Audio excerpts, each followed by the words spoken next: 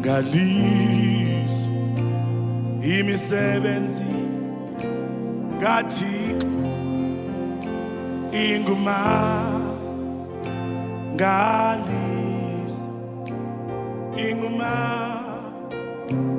ngaliso Isikhathi ngasuka sengima-drugs, ngazithola sengumuntu oyisigebengu, ngayithola ngumuntu osebuye ejele. Walibonga igama lenkosi.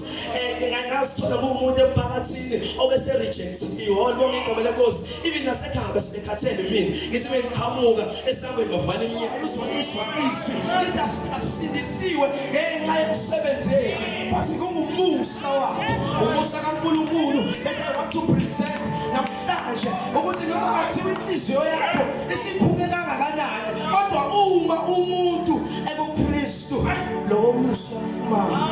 Awubonga igama lenkosi, awubonga igama lenkosi. Siba Kristu bese Kristu there are benefits.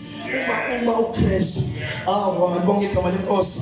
Lithi iBhayibheli, as we are here kule ndawo yase-East London, thina simile esikhaleni sikaKristu. Awubonga igama lenkosi. Siyamemezela ukuthi buyisanani noNkulunkulu yena Jesu ukusono enxa yenu ukuze nibe ukulunga kukaNkulunkulu kuye. Awubonga igama lenkosi. So uma siKristu ibenefits zisihambe emhlabeni, impilo zethu fihliwe kuye.